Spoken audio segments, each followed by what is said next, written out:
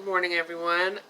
I just wanted to take a few minutes today, and this is September 20th, 2021, to talk about a little bit of food news. I haven't done that in a while, but I think it's important for people to know what's going on because it's important to know what we're putting in our bodies and making sure that we're doing things that are good and helpful for ourselves and our families.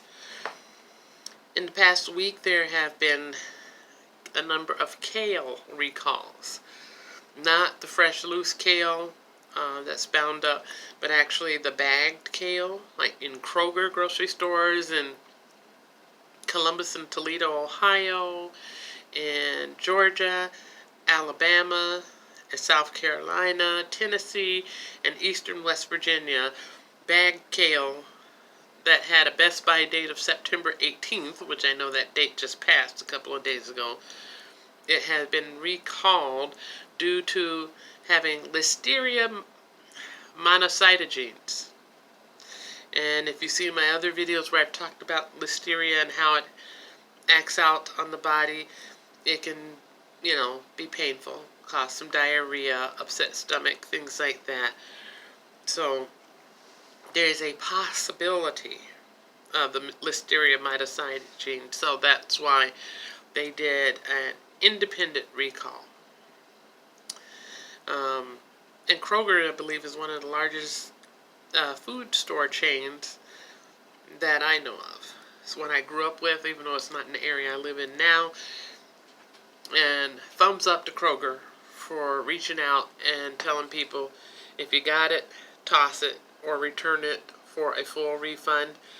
Any questions? Call 1-800-KROGERS, KROGERS, and they can help you out. And then following that recall that happened Thursday with that kale at Kroger, their Georgia-based producer, Baker Farms, announced that they also were recalling bagged kale that were sold under the Baker Farms and SEG grocer brands for Listeria. Same thing. They said the products were distributed between August 30th and September 1st and sold to the distribution centers in Alabama, Arkansas, Florida, Georgia, Kansas, Missouri, Mississippi, North Carolina, New York, Ohio, and Virginia. Now, of course, it was sold by September 1st, and if it's bagged kale, how long are people really going to keep it? But you can go to the Baker Farms website and look up their kale to find out the UPC code if you still think you might have it, or SEG Grocers Kale. Look up their code, because the best buy dates were September 18th again. And the thing is that if anybody really still has a kale at that point, it's probably that it was given, well, I won't say probably. There's a possibility it could have been given to a food shelf as a giveaway item. So that's why it's important to be diligent and look at your product and make sure that it doesn't look slimy or gross. And, how does it look? How does it smell? Does it smell funny? Does it look funny? Is it getting moldy, or is there anything strange or out of the way happening with that product?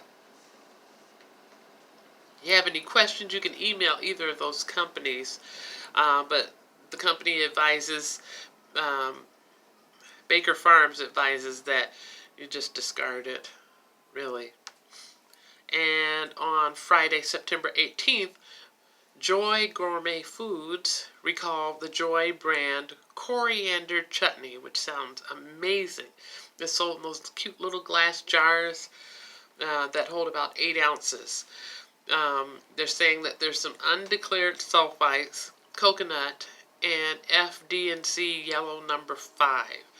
Now, there are people that have allergies to different sulfites and things, so, that's something that you want to keep your eye out for. That was sold in New York, New Jersey, and Pennsylvania. Regarding that artificial color that's in there. There's some professors of neuroscience at the Mount Sinai School of Medicine, and as well as professors from Princeton University that say that sometimes there's a link between artificial coloring in our foods, including the yellow number 5, and hyperactivity in children. And I remember back in the 70s when they started talking about the artificial coloring in different food and drink products and hyperactivity that was occurring in children at the same time. So this is something that's been studied for quite a while. And you can always look up more nutrition information on that by Googling it, or going to like Princeton University website, University of Minnesota, other college or university nutrition websites, or talking specifically to a nutritionist and they can tell you more about that. Let's see. You can take the chutney back for a full refund. That's what I'm told. Or toss it, or call the company for more direction. And on Thursday, September 16th, Drew's Organic LLC recalled 12-ounce glass bottles of their Aldi Simply Nature brand of poppy seed dressing, which really is a really delicious poppy seed dressing. But they said that there was a processing issue that could allow for microbial growth.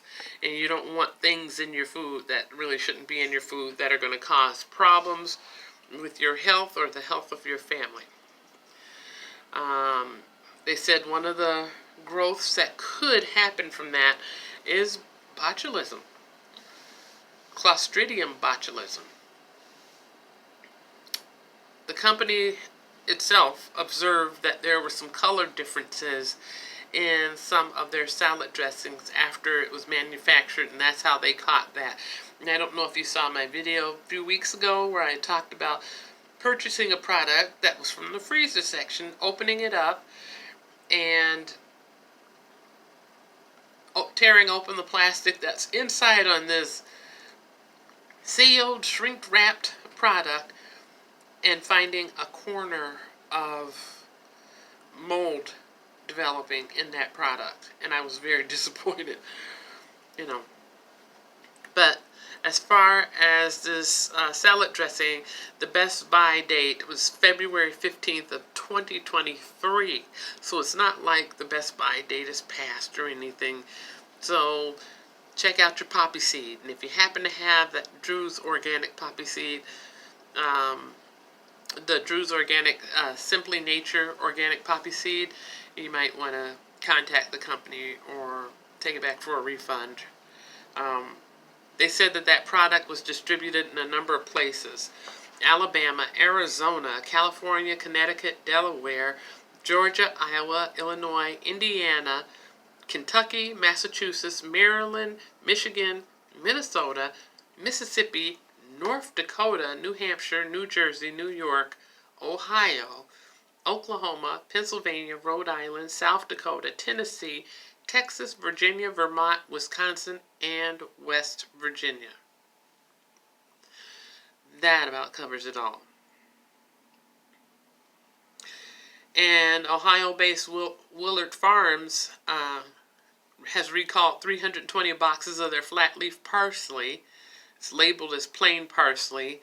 And it may have been shared with wholesalers in Illinois, Michigan, New York, Pennsylvania, and South Carolina. There's so much that's going on right now. This is why it's really important for us to really watch out for our food and what we're eating, and to make sure that everything is safe. One more recall I'll go over now, and then I'll talk more later about other things. This is early morning, but got all these recalls in, so I thought I'd share it. On Monday, September 13th, the Velvet Ice Cream Company recalled their 56-ounce containers of their raspberry fudge cordial ice cream. and that was sold in Indiana, Kentucky, Ohio, and West Virginia starting in July. And they say dispose of it immediately. They have undeclared peanuts, and for people with peanut allergies, that can be really, really serious. Well, I just wanted to take that minute to share that with you all, and check out your food stores, and I will talk to you again later.